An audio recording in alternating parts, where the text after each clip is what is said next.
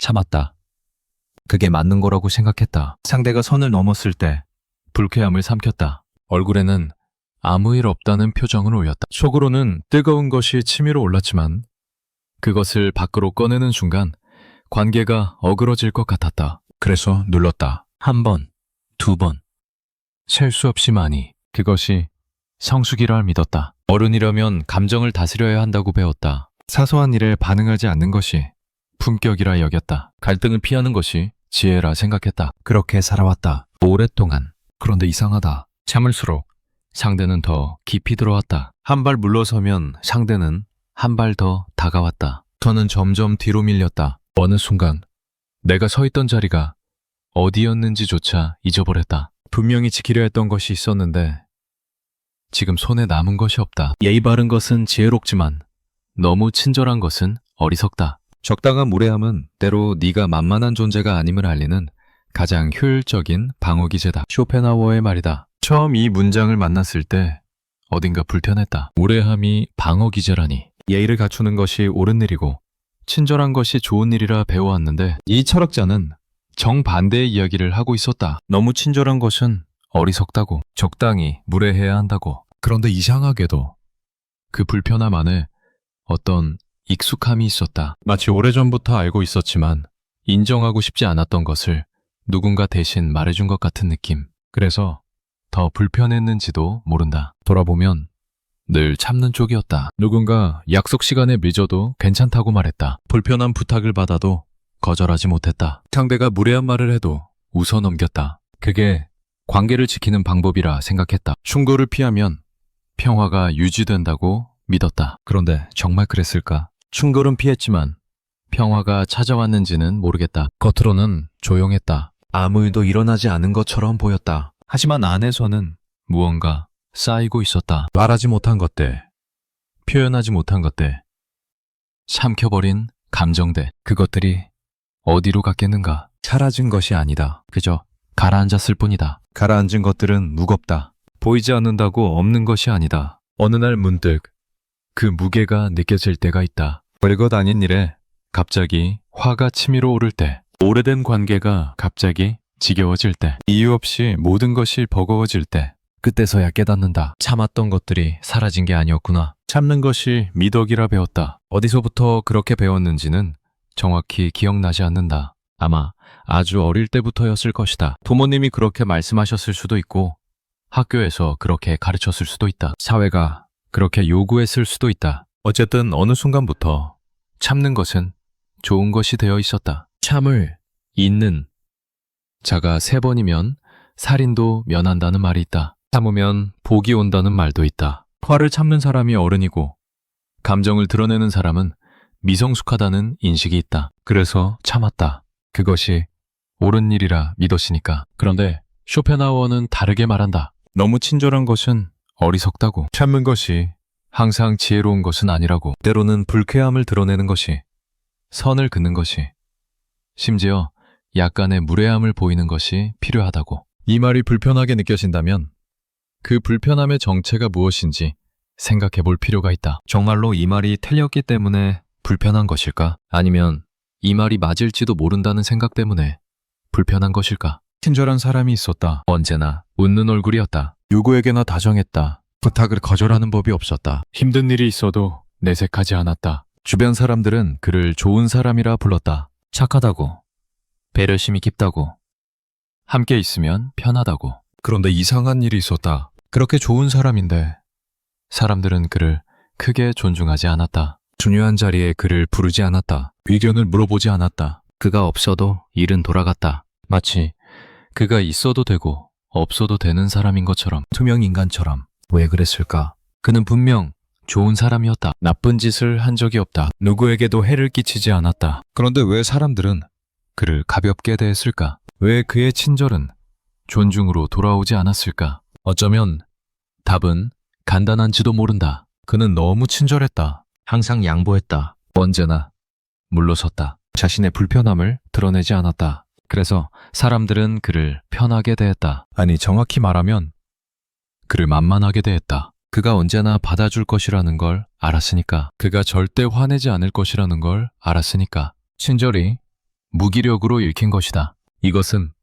그 사람만의 이야기가 아니다. 어쩌면 우리 모두의 이야기일지도 모른다. 누구나 한 번쯤은 그런 경험이 있을 것이다. 좋은 사람이 되려고 노력했는데 돌아온 것은 존중이 아니라 무시였던 경험. 배려했는데 당연하게 여겨졌던 경험. 참았는데 오히려 더 많은 것을 요구받았던 경험. 그때 우리는 혼란스럽다. 분명히 좋은 일을 했는데 왜 이런 대접을 받는 걸까? 내가 뭘 잘못한 걸까? 이렇게까지 했는데 왜 알아주지 않는 걸까? 서운함과 분노와 자괴감이 뒤섞인다. 그리고 그 감정들마저 삼킨다. 이런 감정을 느끼는 것 자체가 옹졸한 것 같아서. 그런데 정말 옹졸한 것일까? 서운함을 느끼는 것이 잘못일까? 화가 나는 것이 미성숙한 것일까? 어쩌면 그 감정들은 아주 자연스러운 것인지도 모른다. 무언가 잘못되었다는 신호인지도 모른다. 그 신호를 무시하고 계속 참기만 하는 것이 오히려 문제인지도 모른다. 쇼펜하우어가 말한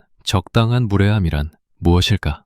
이것은 막말을 하라는 뜻이 아니다. 예의를 버리라는 뜻도 아니다. 상대를 공격하라는 뜻은 더더욱 아니다. 그가 말한 무례함은 선을 긋는 것이다. 여기까지는 괜찮지만 여기서부터는 안 된다. 이것은 받아들일 수 있지만 저것은 받아들일 수 없다. 그 경계를 분명히 하는 것, 그것을 상대에게 알리는 것, 필요하다면 불편한 분위기를 감수하면서라도 그것이 무례하게 느껴질 수 있다. 상대 입장에서는 갑자기 벽을 만난 느낌일 수 있다. 이 사람이 왜 이러지? 하고 당황할 수도 있다. 하지만 그 당황함이 필요하다. 그래야 상대가 안다. 아, 이 사람에게는 선이 있구나. 이 사람은 아무렇게나 대해도 되는 사람이 아니구나. 동물의 세계를 보면 이것이 더 명확하다. 사자는 평소에 느긋하다. 굳이 이빨을 드러내지 않는다. 으르렁거리지 않는다. 그런데 누군가 선을 넘으면 달라진다. 경고의 소리를 낸다. 이빨을 보여준다. 너 넘어오면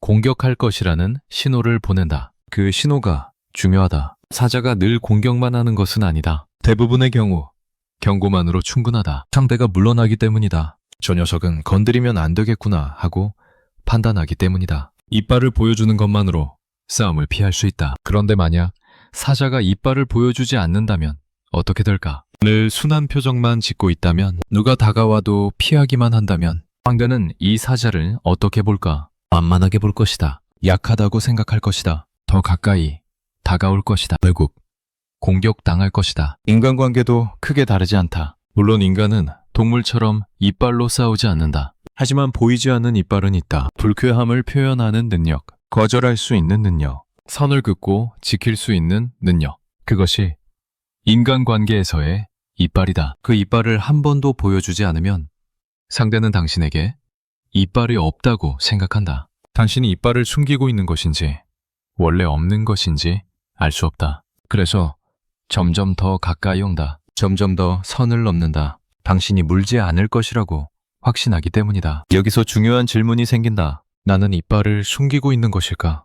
아니면 처음부터 없는 것일까? 참는다는 것은 할 수 있지만 하지 않는 것이다. 화를 낼 수 있지만 참는 것이다. 거절할 수 있지만 받아들이는 것이다. 선을 그을 수 있지만 넘어오게 두는 것이다. 이것은 선택이다. 능력이 있는 상태에서의 선택. 하지만 어떤 참음은 선택이 아니다. 화를 내는 방법을 모르는 것이다. 거절하는 법을 배우지 못한 것이다. 선을 긋는 것 자체가 두려운 것이다. 이것은 참음이 아니라 무력함이다. 이빨을 숨긴 것이 아니라 이빨 자체가 없는 것이다. 두 가지는 겉으로 보기에 비슷하다. 둘 다 화를 내지 않고, 둘 다 거절하지 않고, 둘 다 충돌을 피한다. 하지만 본질적으로 다르다. 선택으로서의 참음은 여유가 있다. 언제든 이빨을 드러낼 수 있다는 걸 스스로 알기 때문이다. 하지만 무력함으로서의 참음은 불안하다. 드러낼 이빨이 없다는 걸 스스로 알기 때문이다. 다시 그 친절한 사람을 떠올려보자. 그는 정말로 친절해서 참은 것일까? 아니면 다른 방법을 몰라서 참은 것일까? 그는 화를 낼 수 있었지만 선택하지 않은 것일까? 아니면 화를 내는 것 자체가 불가능했던 것일까? 만약 후자라면 그의 친절은 친절이 아니다. 미덕이 아니다. 선택이 아니다. 그저 무력함의 다른 이름일 뿐이다. 그래서 사람들이 그를 존중하지 않았던 것이다. 사람들은 본능적으로 안다. 이 사람이 선택해서 친절한 것인지, 다른 방법이 없어서 친절한 것인지. 힘이 있는 사람의 친절은 무게가 있다. 언제든 다르게 할 수 있지만 선택해서 친절한 것이기 때문이다. 그 친절 뒤에는 자존감이 있다. 경계가 있다. 넘을 수 없는 선이 있다. 그래서 그 친절이 진짜 친절로 느껴진다. 하지만 힘이 없는 사람의 친절은 가볍다. 어쩔 수 없어서 친절한 것처럼 보이기 때문이다. 그 친절 뒤에는 두려움이 있다. 불안이 있다. 자기 보호가 있다. 그래서 사람들은 그 친절을 존중하지 않는다. 오히려 이용한다. 그렇다면 우리는 어떻게 해야 할까? 갑자기 거칠어지라는 것이 아니다. 무례한 사람이 되라는 것도 아니다. 쇼펜하우어가 말한 것은 적당한 무례함이다. 적당함. 이 단어가 중요하다. 늘 무례하면 그것은 문제다. 그것은 그냥 나쁜 성격이다. 하지만 늘 친절하기만 한 것도 문제다. 그것은 경계 없습니다. 균형이 필요하다. 평소에는 예의 바르고 친절하되 필요할 때는 선을 그을 수 있어야 한다. 그런데 필요할 때는 언제일까? 그것은 상대가 선을 넘었을 때다. 불편함이 느껴질 때다. 내가 무시당하고 있다는 느낌이 들 때다. 이 관계에서 내가 점점 작아지고 있다는 느낌이 들 때다. 그때가 이빨을 보여줄 때다. 꼭 크게 싸울 필요는 없다. 조용히 말해도 된다. 그건 좀 불편해요. 그렇게 말씀하시면 기분이 좋지 않아요. 그건 제가 할 수 있는 일이 아닌 것 같아요. 이 정도로 충분할 때가 많다. 중요한 것은 말의 강도가 아니라 선을 긋는 행위 자체다. 그런데 왜 이것이 어려울까? 선을 긋는 것이 두렵기 때문이다. 그렇게 하면 상대가 나를 싫어할 것 같기 때문이다. 관계가 멀어질 것 같기 때문이다. 갈등이 생길 것 같기 때문이다. 그 갈등을 감당할 자신이 없기 때문이다. 그래서 참는다. 지금 조금 불편한 것보다 관계가 깨지는 것이 더 두렵다. 지금 무시당하는 것보다 미움받는 것이 더 두렵다. 그래서 계속 물러선다. 계속 양보한다. 계속 삼킨다. 하지만 생각해보자. 그렇게 지켜낸 관계가 정말 의미 있는 관계일까? 나를 무시해도 되는 사람으로 취급하는 관계가 내가 지켜야 할 관계일까? 내가 계속 작아져야만 유지되는 관계가 정말 관계라고 부를 수 있을까? 어쩌면 그것은 관계가 아니라 종속일지도 모른다. 어쩌면 연결이 아니라 복종일지도 모른다. 그런 것을 지키기 위해 계속 참는 것이 과연 현명한 일일까? 물론 쉽지 않다. 오랫동안 참아온 사람에게 갑자기 선을 그으라고 하는 것은 어렵다. 습관이 되어 있기 때문이다. 몸에 배어 있기 때문이다. 참는 것이 자동으로 일어나기 때문이다. 의식하기도 전에 이미 삼키고 있기 때문이다. 그리고 두려움도 있다. 지금까지 그렇게 살아왔는데 갑자기 달라지면 주변에서 어떻게 볼까? 저 사람이 왜 저래 하고 이상하게 생각하지 않을까? 관계가 다 깨지는 것 아닐까? 혼자 남는 것 아닐까? 이 두려움은 진짜다. 무시할 수 없다. 실제로 선을 긋기 시작하면 어떤 관계는 멀어질 수 있다. 어떤 사람은 떠날 수 있다. 그것은 사실이다. 하지만 생각해보자. 그렇게 떠나는 사람은 애초에 당신을 어떻게 생각했던 사람일까? 당신이 참을 때만 곁에 있고 당신이 선을 그으면 떠나는 사람, 그 사람은 당신을 좋아했던 것일까? 아니면 당신의 무기력함을 좋아했던 것일까? 반대로 당신이 선을 그어도 남아있는 사람이 있다. 당신이 불편함을 표현해도 존중하는 사람이 있다. 당신의 경계를 인정하는 사람이 있다. 그 사람들이 진짜 관계다. 그 사람들만 남아도 충분하다. 참음에 대해 다시 생각해보자. 참는 것 자체가 나쁜 것은 아니다. 모든 상황에서 반응할 필요는 없다. 사소한 일에 일일이 화를 내면 삶이 피곤해진다. 어떤 것은 그냥 흘려보내는 것이 맞다. 그것이 진짜 성숙이다. 하지만 모든 것을 참는 것은 다르다. 중요한 것까지 참는 것은 다르다. 나를 지워가면서 참는 것은 다르다. 그것은 성숙이 아니다. 그것은 자기 소멸이다. 구분이 필요하다. 이것은 흘려보낼 수 있는 것인가? 아니면 반드시 말해야 하는 것인가? 이것을 참으면 나는 괜찮은가? 아니면 점점 작아지는가? 이것은 관계를 위한 양보인가? 아니면 나를 포기하는 것인가? 그 구분을 할 수 있어야 한다. 그리고 필요할 때는 말할 수 있어야 한다. 선을 그을 수 있어야 한다. 그것이 자기 자신을 지키는 것이다. 다시 쇼펜하우어의 말로 돌아가자. 예의 바른 것은 지혜롭지만 너무 친절한 것은 어리석다. 예의와 친절은 다르다. 예의는 상대를 존중하는 형식이다. 친절은 상대에게 호의를 베푸는 행위다. 예의는 유지하면서 친절은 조절할 수 있다. 둘을 구분해야 한다. 예의 바른 것은 좋다. 상대를 인격체로 대하는 것이다. 기본적인 존중을 표현하는 것이다. 이것은 언제나 필요하다. 하지만 친절은 다르다. 친절은 선택이어야 한다. 이 사람에게는 베풀고 저 사람에게는 베풀지 않을 수 있어야 한다. 이 상황에서는 베풀고 저 상황에서는 거둘 수 있어야 한다. 그래야 친절이 의미가 있다. 그래야 친절이 존중받는다. 모든 사람에게 모든 상황에서 베푸는 친절은 친절이 아니다. 그것은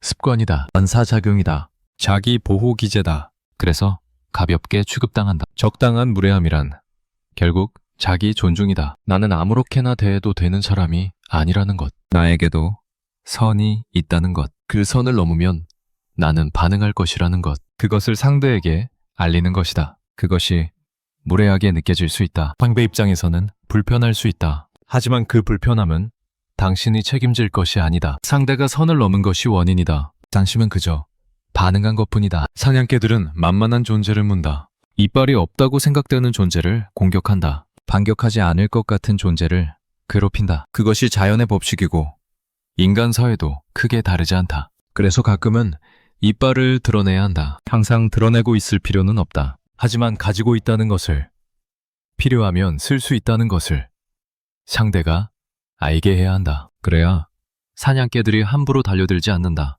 돌아보면 참았던 순간들이 떠오른다. 말해야 했는데 삼켰던 순간들, 거절해야 했는데 받아들였던 순간들, 선을 그어야 했는데 물러섰던 순간들, 그때마다 조금씩 무언가가 사라졌다. 자존감이 사라졌다. 에너지가 사라졌다. 나 자신이 사라졌다. 그리고 그 빈자리에 쌓인 것은 억울함이다. 서운함이다. 분노다.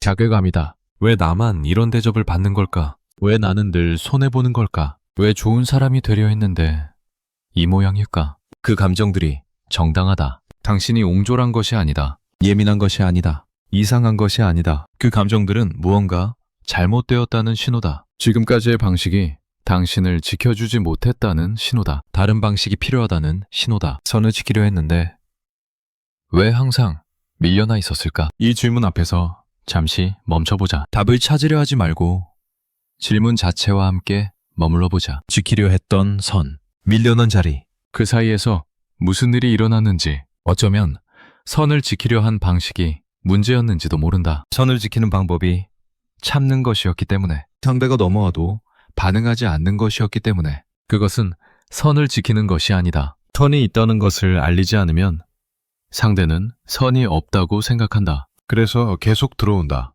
그래서 계속 밀린다. 선을 지키려면 선이 있다는 것을 알려야 한다. 그것이 적당한 무례함이다. 그것이 이빨을 드러내는 것이다. 참지 않는 것이다. 불편하면 불편하다고 말하는 것이다. 안 되면 안 된다고 말하는 것이다. 쉽지 않다. 두렵다. 하지만 그것 말고는 방법이 없다. 참는 것으로는 선을 지킬 수 없다. 오래 참으면 참을수록 선은 더 뒤로 밀릴 뿐이다. 가끔은 이빨을 드러내라. 그래야 사냥개들이 너를 물지 않는다. 이 문장이 오래 남기를 바란다. 불편하더라도, 낯설더라도, 어쩌면 이 불편함이 시작점일지도 모른다. 지금까지와는 다른 방식으로 살아갈 수 있는 시작점, 더 이상 밀려나지 않을 수 있는 시작점. 당신에게는 이빨이 있다. 다만 오랫동안 쓰지 않아서 잊고 있었을 뿐이다. 그것을 기억해내는 것, 필요할 때 드러낼 수 있다는 것을 스스로 확인하는 것. 거기서부터 시작이다. 한두 번의 선택이 아니었다. 돌아보면 늘 같은 방식이었다. 불편해도 말하지 않았다. 싫어도 거절하지 않았다. 상대의 기분을 살폈고 갈등의 기미가 보이면 먼저 물러났다. 그것이 관계를 지키는 방법이라 생각했다. 평화를 유지하는 방법이라 믿었다. 그런데 관계는 정말 지켜졌는가? 아니, 그 관계 안에서 나는 지켜졌는가? 이 질문 앞에서 멈춰야 한다. 관계가 유지되었는지를 묻는 것과 그 관계 안에서 내가 온전했는지를 묻는 것은 전혀 다른 질문이다. 겉으로는 관계가 유지되었을 수 있다. 연락이 끊기지 않았을 수 있다. 여전히 만나고, 여전히 대화하고, 여전히 함께할 수 있다. 하지만 그 안에서 나는 어떤 모습이었을까? 점점 작아지지 않았는가? 점점 말이 없어지지 않았는가? 점점 의견을 내지 않게 되지 않았는가? 점점 그냥 맞추게 되지 않았는가? 관계는 유지되었는데 그 관계 안에서 나는 사라져가고 있었던 것은 아닌가? 특정한 사건 때문이 아니다. 어떤 큰 충격이 있어서 이렇게 된 것이 아니다. 누군가 나를 크게 상처 입혀서 이렇게 된 것도 아니다. 그냥 늘 이랬다. 기억나는 한 늘 이런 식이었다. 작은 선택들이 쌓였다. 사소한 양보들이 쌓였다. 별것 아닌 참응들이 쌓였다. 그리고 어느 날 문득 깨달았다. 내가 늘 같은 자리에 서 있다는 것이. 손해보는 자리, 양보하는 자리, 맞춰주는 자리, 참는 자리. 왜 항상 여기일까? 왜 다른 자리에는 서보지 못한 걸까? 이것은 운이 나빠서가 아니다. 우연히 그런 상황을 자주 만난 것이 아니다. 패턴이 있다. 반복되는 구조가 있다. 그 구조를 보지 못하면 계속 같은 자리에 서게 된. 구조는 이렇다. 처음에는 친절이었다. 상대를 배려했다. 상대의 입장을 먼저 생각했다. 불편할 수 있겠다 싶으면 내가 양보했다. 힘들어 보이면 내가 더 맡았다. 그것이 좋은 것이라 생각했다. 관계에서 마찰을 줄이는 방법이라 생각했다. 그런데 친절이 반복되면 충돌 회피가 된다. 한 번 양보하면 다음에도 양보하게 된다. 한 번 참으면 다음에도 참게 된다. 그것이 자연스러워진다. 습관이 된다. 의식하지 않아도 자동으로 물러서게 된다. 충돌이 생길 것 같으면 본능적으로 피하게 된다. 충돌을 회피하면 경계가 사라진다. 내가 물러서는 만큼 상대는 들어온다. 내가 양보하는 만큼 상대는 차지한다. 그러다 보면 어디까지가 나의 영역인지 모호해진다. 처음에 있던 선은 어느새 사라져 있다. 아니, 사라진 것이 아니라 계속 뒤로 밀려서 보이지 않게 된 것이다. 경계가 사라지면 존재감이 약해진다. 경계가 없다는 것은 나와 상대 사이에 구분이 없다는 것이다. 구분이 없으면 나의 고유한 것이 없다. 나의 의견, 나의 감정, 나의 욕구가 흐릿해진다. 상대의 것과 섞여버린다. 혹은 상대의 것에 가려져 버린다. 그래서 점점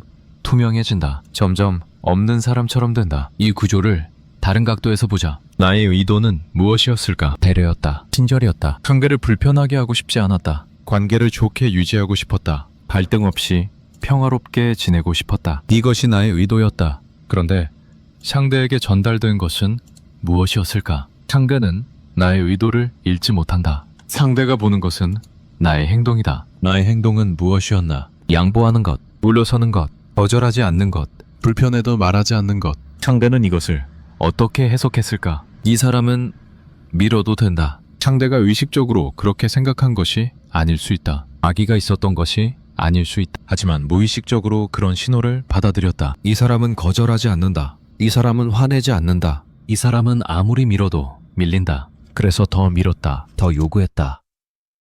더 당연하게 굴었다. 의도와 전달 사이에 간극이 있다. 나는 배려한다고 생각했지만 상대는 나를 만만하게 보게 되었다. 나는 관계를 지킨다고 생각했지만 상대는 나를 존중하지 않게 되었다. 나는 좋은 사람이 되려 했지만 상대에게 나는 그저 편한 사람이 되어 있었다. 좋은 사람과 편한 사람은 다르다. 이 차이가 중요하다. 좋은 사람은 존중받는다. 그 사람의 시간, 감정, 의견이 소중하게 다뤄진다. 그 사람의 친절은 감사하게 받아들여진다. 그 사람이 베푼 것에 대한 보답이 있다. 편한 사람은 존중받지 못한다. 그 사람의 시간은 언제든 쓸 수 있는 것으로 여겨진다. 그 사람의 감정은 크게 신경 쓰지 않아도 되는 것으로 여겨진다. 그 사람의 친절은 당연한 것으로 여겨진다. 베풀어도 고마움을 느끼지 않는다. 오히려 더 요구한다. 왜 이런 차이가 생기는 걸까? 좋은 사람에게는 경계가 있다. 여기까지는 해주지만 여기서부터는 안 된다는 선이 있다.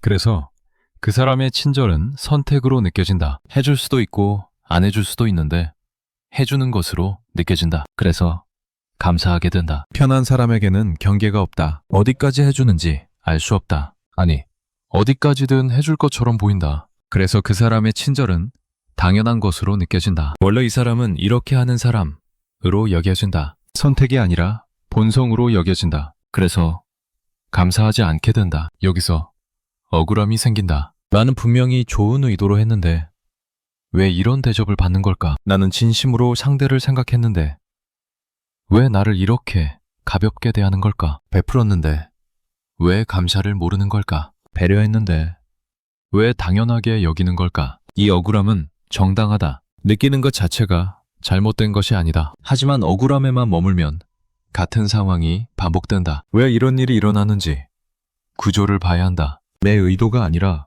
상대에게 어떻게 전달되었는지를 봐야 한다. 거기서 답을 찾아야 한다. 상대가 나쁜 사람이어서 이런 것일까? 물론 그런 경우도 있다. 원래 이기적인 사람, 원래 남을 이용하는 사람이 있다. 하지만 모든 경우가 그런 것은 아니다. 평범한 사람도 나쁜 의도 없이도 상대가 경계 없이 베풀면 당연하게 받아들이게 된다. 인간은 그렇게 되어 있다. 희소한 것에 가치를 느낀다. 언제든 얻을 수 있는 것에는 가치를 느끼지 않는다. 물이 귀한 사막에서는 물 한 잔이 소중하다. 물이 넘치는 곳에서는 물 한 잔이 아무것도 아니다. 친절도 마찬가지다. 선택적으로 베푸는 친절은 소중하다. 무조건적으로 베푸는 친절은 공기 같다. 있는지도 모른다. 그래서 같은 패턴이 반복된다. 친절하게 대한다. 상대가 당연하게 여긴다. 더 베푼다. 더 당연하게 여긴다. 억울해진다.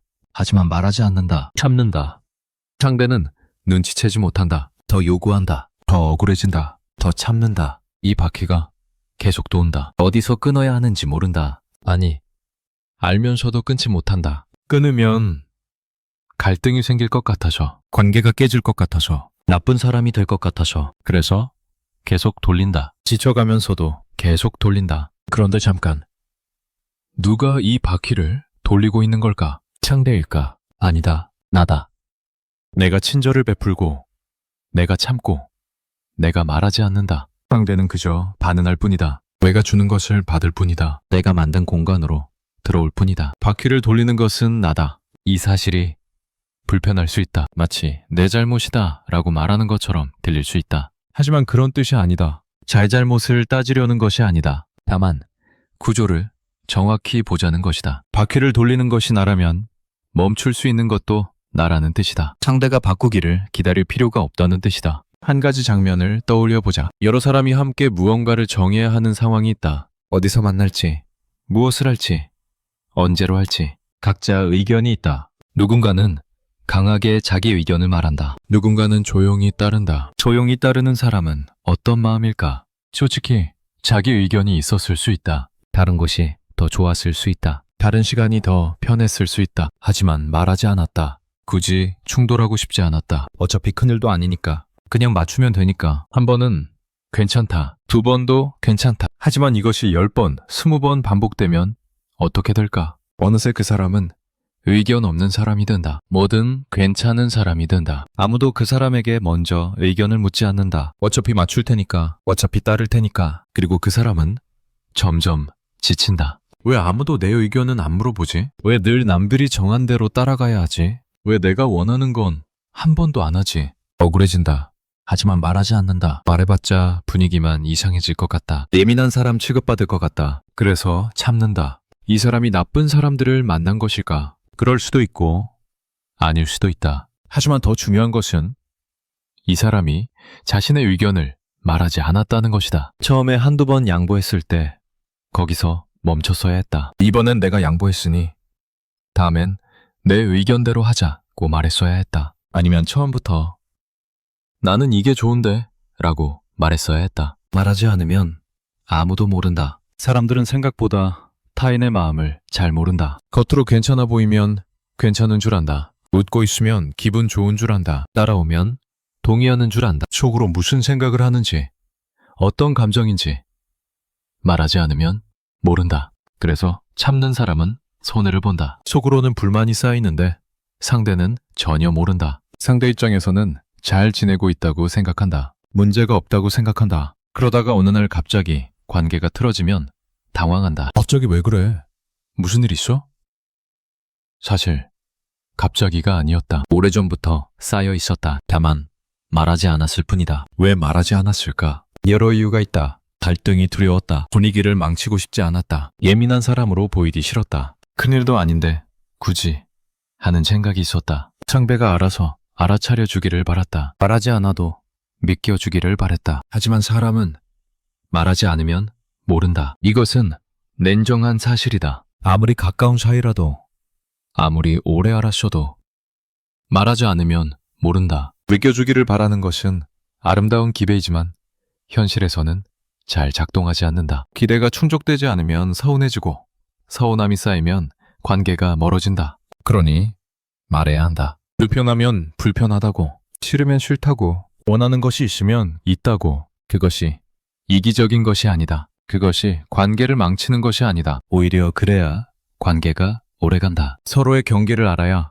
서로를 존중할 수 있다. 다시 구조로 돌아가자. 친절 충돌 회피, 경계 소멸, 존재감 약화. 이 흐름이 반복되어 왔다. 이제 이 흐름을 알았다. 알았으니 다르게 할 수 있다. 어디서 끊을 수 있을까? 친절 자체를 멈출 필요는 없다. 친절은 좋은 것이다. 다만 무조건적인 친절을 멈추면 된다. 선택적인 친절로 바꾸면 된다. 이 상황에서는 베풀고 저 상황에서는 베풀지 않는다. 이 사람에게는 친절하고 저 사람에게는 거리를 둔다. 충돌 회피를 멈출 수 있다. 모든 충돌을 피할 필요가 없다. 어떤 충돌은 필요하다.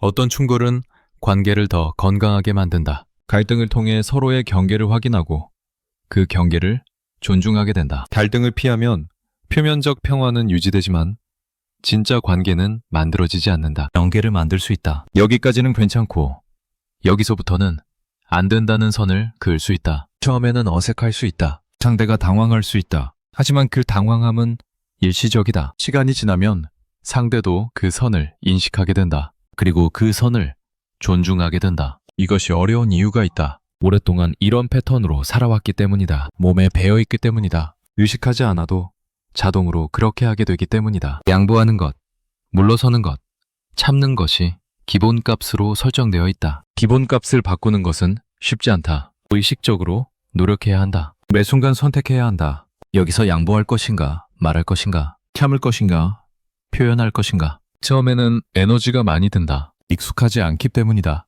하지만 반복하면 점점 자연스러워진다. 새로운 기본값이 만들어진다. 그리고 두려움이 있다. 이렇게 하면 관계가 깨지지 않을까? 상대가 나를 싫어하지 않을까? 혼자 남게 되지 않을까? 이 두려움은 진짜다. 실제로 어떤 관계는 멀어질 수 있다. 어떤 사람은 떠날 수 있다. 하지만 생각해보자. 그렇게 멀어지는 관계는 어떤 관계였을까? 내가 참을 때만 유지되고 내가 말하면 깨지는 관계. 내가 양보할 때만 좋고 내가 경계를 세우면 불편해하는 관계. 그것은 정말 지켜야 할 관계였을까? 관계에는 두 종류가 있다. 나를 살리는 관계가 있고 나를 소모하는 관계가 있다. 나를 살리는 관계에서는 에너지가 생긴다. 만나고 나면 기분이 좋다. 나 자신으로 있을 수 있다. 경계를 존중받는다. 나를 소모하는 관계에서는 에너지가 빠진다. 만나고 나면 지친다. 나를 맞춰야 한다. 관계가 무시된다. 늘 손해보는 느낌이다. 오랫동안 참아온 사람은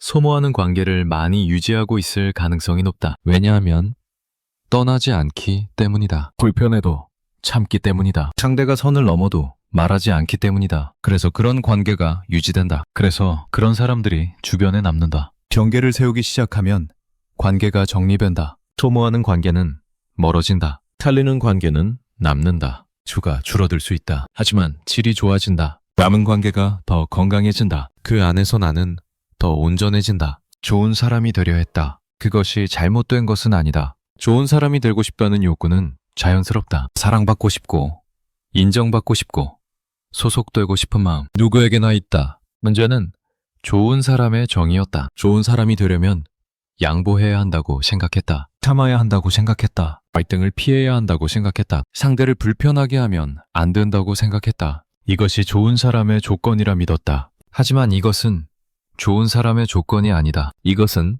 만만한 사람의 조건이다. 편한 사람의 조건이다. 이용당하기 쉬운 사람의 조건이다. 좋은 사람이 되려다가 만만한 사람이 되어 있었다. 진짜 좋은 사람은 다르다. 진짜 좋은 사람은 자기 경계가 있다. 자기 의견이 있다. 필요하면 거절할 수 있다. 불편하면 말할 수 있다. 그러면서도 상대를 존중한다. 공격하지 않는다. 함부로 대하지 않는다. 이것이 진짜 좋은 사람이다. 배려에 대해서도 다시 생각해보자. 배려란 무엇인가? 상대의 입장을 생각하는 것이다. 상대가 불편하지 않도록 신경 쓰는 것이다. 이것 자체는 좋은 것이다. 하지만 배려에도 방향이 있다. 나에서 상대로 향하는 배려가 있고 상대에서 나로 향하는 배려가 있다. 건강한 관계에서는 이것이 양방향이 내가 상대를 배려하고 상대도 나를 배려한다. 서로가 서로를 생각한다. 그런데 어떤 관계에서는 배려가 일방통행이다. 나만 상대를 배려하고 상대는 나를 배려하지 않는다. 내가 상대 입장을 생각할 때 상대는 자기 입장만 생각한다. 이것은 불균형이다. 이 불균형이 오래 지속되면 한쪽이 소모된다. 배려하는 사람은 이 불균형을 잘 인식하지 못한다. 왜냐하면 배려하는 것이 습관이기 때문이다. 자연스럽게 상대 입장을 먼저 생각한다. 상대가 나를 배려하지 않는다는 것을 알아채기 어렵다. 알아채더라도 그냥 그런가 보다 하고 넘어간다. 상대가 원래 그런 사람이라고 합리화한다. 하지만 관계는 균형이어야 한다. 일방적인 배려는 오래가지 못한다. 배려하는 쪽이 지치기 때문이다. 지치면 관계가 싫어진다. 관계가 싫어지면 멀어진다. 결국 관계가 끝난다. 배려한다고 관계가 지켜지는 것이 아니다. 균형 있는 배려가 있어야 관계가 지켜진다. 그렇다면 어떻게 해야 할까? 먼저 패턴을 인식해야 한다. 내가 어떤 상황에서 양보하는지, 어떤 사람에게 참는지, 어떤 순간에 물러서는지 그 패턴을 알아야 바꿀 수 있다.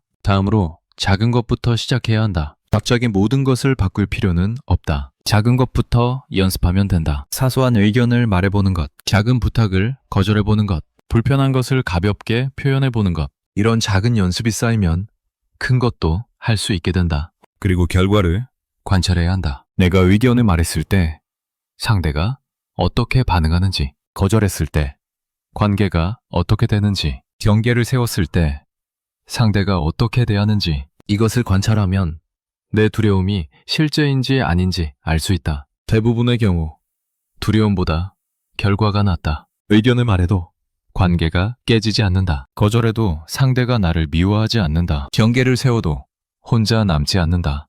오히려 상대가 나를 더 존중하게 되는 경우가 많다. 아, 이 사람에게도 의견이 있구나. 이 사람도 원하는 것이 있구나. 이 사람을 함부로 대하면 안 되겠구나. 지금까지 살아온 방식이 잘못된 것은 아니다. 그 방식 나름의 이유가 있었다. 그 방식으로 지켜낸 것들이 있었다. 그때는 그것이 최선이었을 수 있다. 하지만 지금은 다를 수 있다. 지금은 다른 방식을 선택할 수 있다. 예전에는 몰랐던 것을 지금은 안다. 예전에는 못했던 것을 지금은 할 수 있다. 과거의 방식에 갇혀 있을 필요가 없다. 패턴은 바꿀 수 있다. 오래된 습관도 바꿀 수 있다. 쉽지는 않지만 불가능하지도 않다. 조금씩, 천천히, 꾸준히 그렇게 바꿀 수 있다. 좋은 사람이 되려 했는데 왜 늘 손해보는 자리에 서 있었을까? 이 질문에 대한 답이 조금씩 보이기 시작한다. 좋은 사람이 되려는 방식이 문제였다. 양보하고 참고 물러서는 것. 그것이 좋은 사람의 방식이라 믿었지만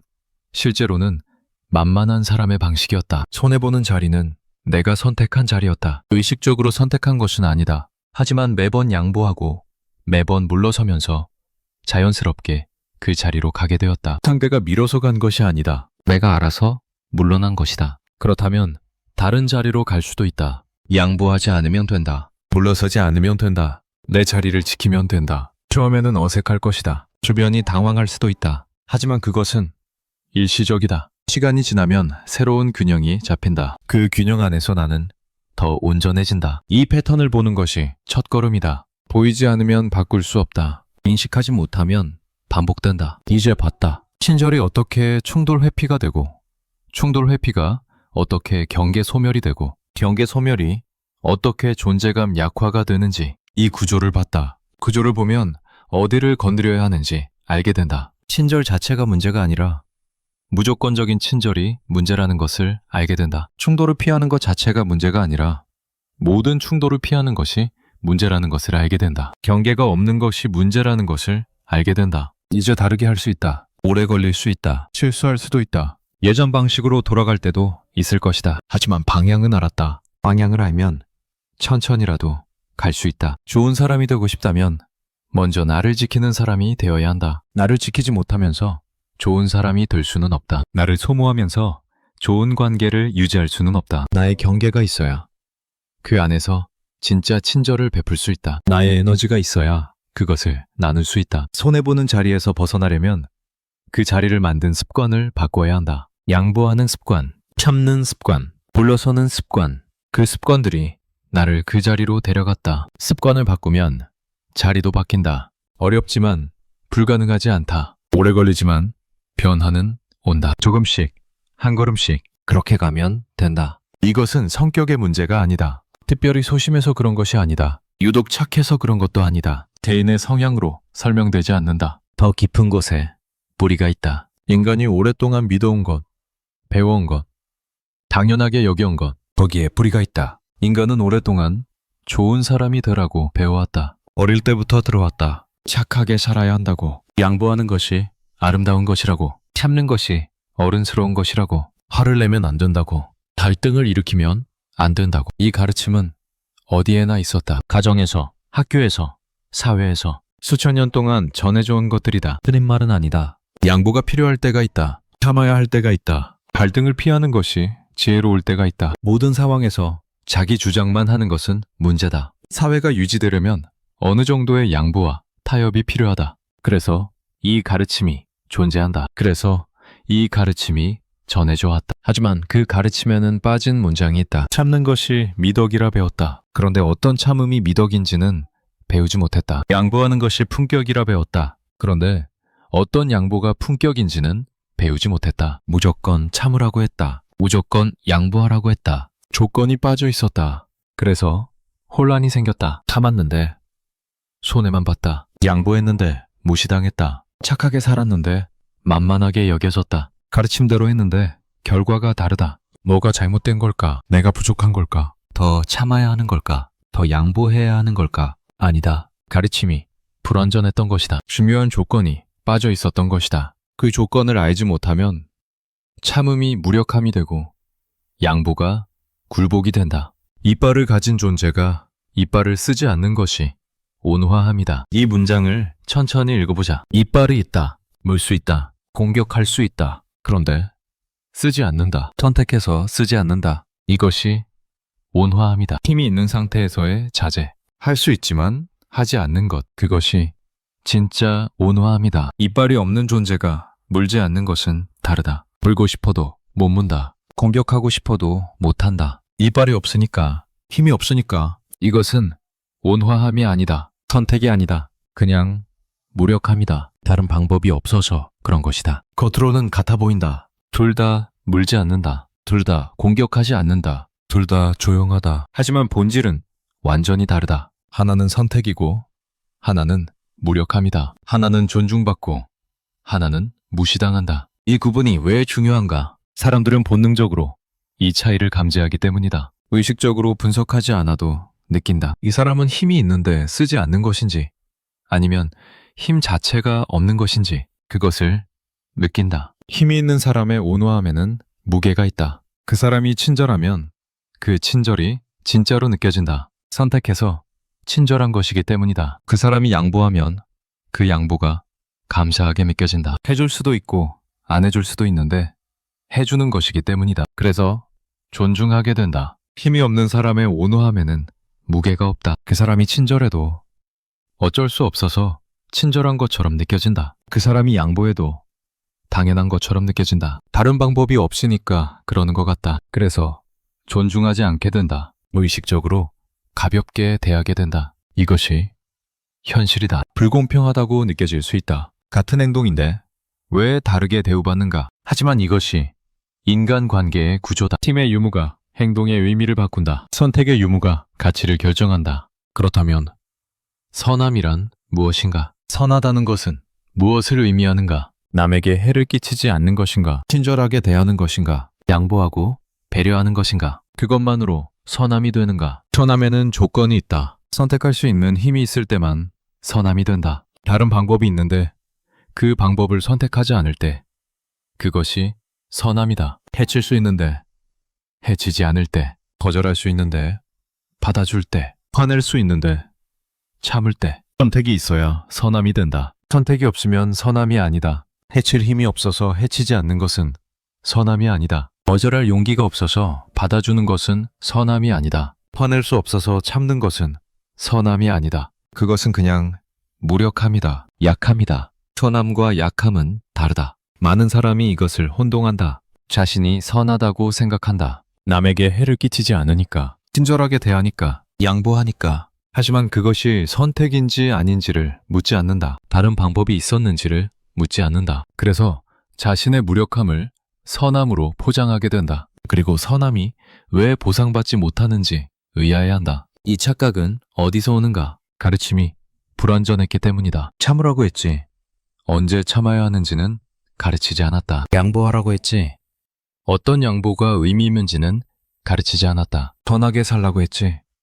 선함의 조건이 무엇인지는 가르치지 않았다. 그래서 형식만 남았다. 참는 형식, 양보하는 형식, 친절한 형식. 형식은 따르는데 본질은 빠져있다. 본질이 빠진 형식은 껍데기다. 껍데기는 쉽게 부서진다. 껍데기는 존중받지 못한다. 인간은 오랫동안 이 껍데기를 미덕이라 불러왔다. 참기만 하는 것을 인매라 불렀다. 양보만 하는 것을 배려라 불렀다. 거절 못하는 것을 착함이라 불렀다. 이름을 잘못 붙인 것이다. 이름이 잘못되면 방향이 잘못된다. 방향이 잘못되면 목적지에 도달하지 못한다. 좋은 사람이라는 이상을 다시 보자. 우리가 그리는 좋은 사람의 이미지는 어떤가? 언제나 웃는 얼굴, 누구에게나 친절함, 갈등을 일으키지 않음, 화를 내지 않음, 양보를 잘함. 이런 이미지가 있다. 이 이미지는 아름답다. 그런 사람이 있다면 정말 좋겠다는 생각이 든다. 그런 사람이 되고 싶다는 생각이 든다. 그래서 그 이미지를 향해 노력한다. 더 친절해지려고,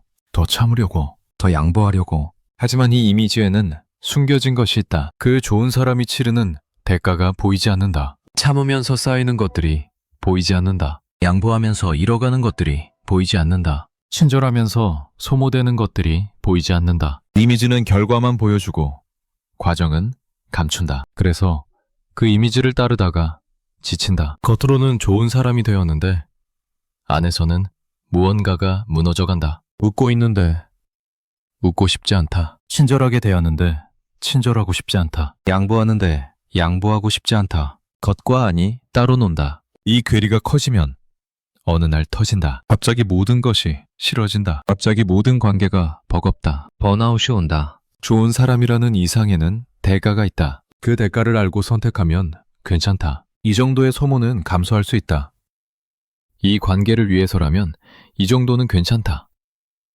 의식적으로 선택하면 괜찮다. 선택에는 책임이 따르고 책임을 지면 후회가 없다. 문제는 대가를 모르고 따를 때다. 좋은 사람이 되면 좋은 일만 있을 줄 알았다. 존중받을 줄 알았다. 사랑받을 줄 알았다. 그런데 현실은 다르다. 존중받지 못한다. 당연하게 여겨진다. 심지어 이용당한다. 기대와 현실의 괴리가 크면 상처도 크다. 그래서 이상을 다시 봐야 한다. 좋은 사람이라는 이상이 정말 좋은 것인지, 그 이상을 따르는 것이 정말 나를 좋은 곳으로 데려가는지, 아니면 나를 소모시키고 지치게 하는지, 이 질문을 해야 한다. 경계 없는 친절에 대해 생각해보자. 경계가 없다는 것은 어디까지 해줄지 정해져 있지 않다는 것이다. 상대가 요구하면 해준다. 더 요구하면 더 해준다. 한계가 없다. 끝이 없다. 이것이 상대에게 어떻게 읽힐까? 허락으로 읽힌다. 이 사람은 여기까지 해줘도 되는 사람이구나. 더 요구해도 되겠구나. 거절하지 않으니까 괜찮은 거겠지. 이렇게 읽힌다. 상대가 악의적이어서가 아니다. 그냥 그렇게 해석되는 것이다. 경계가 없으면 존중도 없다. 존중이란 상대의 경계를 인정하는 것이다. 여기까지는 괜찮지만 여기서부터는 안 된다. 그 선을 인식하고 지키는 것이다. 그런데 경계가 보이지 않으면 존중할 대상이 없다. 경계 없는 친절은 존중을 만들지 못한다. 그래서 많이 베풀어도 감사받지 못한다. 경계 없이 베풀면 상대는 그것이 당신의 본성이라고 생각한다. 원래 그런 사람이라고 생각한다. 해주는 것이 당연하다고 생각한다. 해주지 않으면 이상하다고 생각한다. 감사할 이유가 없다. 원래 그런 건데 뭘. 적당한 무례함의 의미가 여기서 드러난다. 쇼펜하우어가 말한 적당한 무례함은 상대에게 신호를 보내는 것이다. 나에게도 경계가 있다는 신호. 나는 아무렇게나 대해도 되는 사람이 아니라는 신호. 나를 함부로 대하면 나도 반응할 것이라는 신호. 이 신호가 왜 필요한가? 상대도 잃을 것이 있음을 알게 하기 위해서다. 관계에서 한쪽만 잃을 것이 있으면 불균형이 생긴다. 한쪽은 편하고 한쪽은 불편하다. 한쪽은 마음대로 하고 한쪽은 맞춘다. 하지만 양쪽 모두 잃을 것이 있으면 균형이 생긴다. 서로 조심하게 된다. 서로 존중하게 된다. 이것이 상호성이다. 건강한 관계는 상호적이다. 내가 배려하면 상대도 배려한다. 내가 존중하면 상대도 존중한다. 내가 경계를 세우면 상대도 경계를 인식한다. 한쪽만 주고 한쪽만 받는 관계는 건강하지 않다. 그것은 관계가 아니라 착취다. 적당한 무례함은 상호성을 만드는 도구다. 나도 잃을 것이 있지만 당신도 잃을 것이 있다. 나를 함부로 대하면 당신도 무언가를 잃는다. 이 인식이 있어야 관계가 균형을 이룬다. 이 인식이 없으면 한쪽이 계속 손해를 본다. 인간은 왜 이것을 가르치지 않았을까? 사회는 순종적인 구성원을 원하기 때문이다. 참고, 양보하는 사람이 많을수록 사회는 안정된 갈등이 줄어든다. 관리하기 쉬워진다. 그래서 참으라고 가르쳤다. 양보하라고 가르쳤다. 좋은 사람이 되라고 가르쳤다. 개인의 행복은 고려 대상이 아니었다. 사회의 안정이 우선이었다. 개인이 손해보더라도 사회가 안정되면 좋다고 생각했다. 그래서 참는 것을 미덕이라 불렀다. 양보하는 것을 품격이라 불렀다. 개인의 희생을 아름다운 것으로 포장했다. 하지만 시대가 변했다. 예전에는 개인보다 집단이 중요했다. 집단에 속하지 못하면 생존이 어려웠다. 그래서 집단의 규칙에 따르는 것이 합리적이었다. 자신을 낮추고 집단에 맞추는 것이 생존 전략이었다. 지금은 다르다. 개인이 집단 없이도 살 수 있다. 한 집단에서 나와도 다른 집단을 찾을 수 있다. 선택지가 많아졌다. 그래서 무조건 참을 필요가 없어졌다. 무조건 맞출 필요가 없어졌다. 자기 경계를 세워도 생존에 위협이 되지 않는다. 그런데 가르침은 바뀌지 않았다. 여전히 참으라고 한다. 여전히 양보하라고 한다. 시대는 변했는데 가르침은 그대로다. 그래서 괴리가 생긴다. 가르침대로 살면 손해를 본다. 시대에 맞지 않는 행동을 하기 때문이다. 이것을 개인의 성격 문제로 보면 안 되는 이유가 여기 있다. 참기만 하는 사람을 보고 저 사람은 원래 저래 라고 생각하기 쉽다. 소심한 성격이라서, 착한 성격이라서, 원래 그런 사람이라서 이렇게 치부하기 쉽다. 하지만 그것은 피상적인 이해다. 그 사람이 참게 된 데는 이유가 있다. 그렇게 배웠기 때문이다. 그것이 옳다고 들었기 때문이다. 다른 방법을 배우지 못했기 때문이다. 성격이 아니라 학습의 문제다. 그리고 그 학습은 개인의 선택이 아니었다. 사회가 그렇게 가르쳤다. 문화가 그렇게 요구했다. 주변이 그렇게 기대했다. 개인이 태어나기 전부터 존재하던 것들이다. 개인은 그 안에서 형성되었다. 그래서 개인의 탓으로만 돌릴 수 없다. 인간 전체가 공유하는 착각이 있다. 참는 것이 좋은 것이라는 착각, 양보하는 것이 아름다운 것이라는 착각, 갈등을 피하는 것이 지혜로운 것이라는 착각. 이 착각이 널리 퍼져 있다. 그래서 많은 사람이 같은 실수를 한다. 같은 손해를 본다. 같은 자리에 서 있다. 관계 밖에서 바라보면 구조가 보인다. 관계 안에 있으면 잘 보이지 않는다. 내가 참는 것이 당연하게 느껴진다. 상대가 요구하는 것이 정상적으로 느껴진다. 이게 원래 이런 건가? 하고 받아들인다. 하지만 밖에서 보면 다르다. 왜 저 사람만 참지? 왜 저 사람만 손해보지? 왜 상대는 저렇게 편하게 굴지?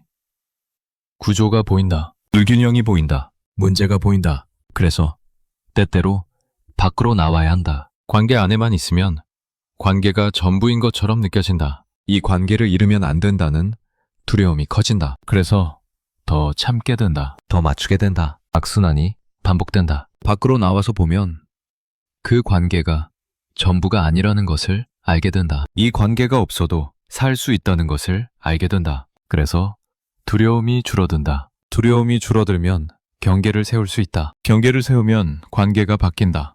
혹은 관계가 끝난다. 어느 쪽이든 지금보다는 나아진다. 힘에 대해 생각해보자. 이빨을 가진 존재와 그렇지 않은 존재의 차이는 힘의 유무다. 힘이 있으면 선택할 수 있다. 힘이 없으면 선택할 수 없다. 선택이 있어야 의미가 생긴다. 여기서 힘이란 무엇인가? 물리적 힘만을 말하는 것이 아니다. 거절할 수 있는 능력, 불편함을 표현할 수 있는 능력, 관계를 끊을 수 있는 용기, 혼자 설 수 있는 자립심, 이런 것들이 힘이다. 이 힘은 타고나는 것이 아니다. 길러지는 것이다. 연습으로 만들어지는 것이다. 처음에는 작은 거절부터 시작한다. 작은 불편함부터 표현한다. 그것이 쌓이면 더 큰 것도 할 수 있게 된다. 이빨이 자라는 것이다. 이빨이 있어야 온화함이 의미가 있다. 이빨이 없으면 온화함이 아니라 무력함이다. 이빨을 기르는 것이 먼저다. 이빨이 생긴 후에 쓸지 말지를 선택하면 된다. 순서가 중요하다. 그렇다면 지금 나는 어떤가? 이빨이 있는가? 없는가? 거절할 수 있는가? 없는가? 불편함을 표현할 수 있는가? 없는가? 관계를 끊을 용기가 있는가? 없는가? 있는데 쓰지 않는 것인가? 아니면 없어서 못 쓰는 것인가? 이 구분이 중요하다. 있는데 쓰지 않는 것이라면 그것은 선택이다. 의식적으로 찾는 것이다. 그 참음에는 의미가 있다. 그 온화함에는 무게가 있다. 없어서 못 쓰는 것이라면 다르다. 그것은 선택이 아니다. 무력함이다. 그 참음에는 의미가 없다. 그 온화함에는 무게가 없다. 존중받지 못한다. 이용당한다. 가끔은 이빨을 드러내라. 쇼펜하우어의 말이 여기서 다시 떠오른다. 늘 드러내라는 것이 아니다. 가끔이다. 필요할 때다. 상대가 선을 넘었을 때다. 내가 무시당하고 있을 때다. 그때 드러내면 된다. 그래야 사냥개들이 물지 않는다. 사냥개들은 만만한 존재를 공격한다. 이빨이 없어 보이는 존재를 공격한다. 반격하지 않을 것 같은 존재를 공격한다. 이빨을 보여주면 물러난다. 저 녀석은 건드리면 안 되겠구나 하고 판단한다. 인간관계도 마찬가지다. 모든 사람이 사냥개인 것은 아니다. 하지만 경계 없는 친절을 만나면 누구나 조금씩 느슨해진다. 조금씩 당연하게 생각하게 된다. 조금씩 더 요구하게 된다. 의도하지 않아도 그렇게 된다. 인간의 본성이 그렇다. 그래서 이빨이 있다는 것을 보여줘야 한다. 늘 드러내고 있을 필요는 없다. 하지만 있다는 것은 알려야 한다. 그래야 상대가 함부로 대하지 않는다. 그래야 관계가 균형을 이룬다. 그래야 존중이 생긴다. 여기까지 왔다. 1단계에서는 명언과 감정이 충돌하는 지점을 보았다. 참아왔던 경험, 밀려났던 경험, 그 안에서의 혼란을 보았다. 2단계에서는 반복되는 패턴의 구조를 보았다. 친절이 어떻게 충돌 회피가 되고 경계 소멸이 되고 존재감 약화가 되는지 보았다. 3단계에서는 더 넓게 보았다. 개인의 문제가 아니라 인간 전체가 공유하는 착각이라는 것을, 좋은 사람이라는 이상의 숨겨진 대가가 있다는 것을, 턴하면은 조건이 있다는 것을, 힘이 있어야 선택이 되고 선택이 있어야 의미가 된다는 것을. 마지막 질문 앞에 서 있다. 이빨을 감춘 것인가?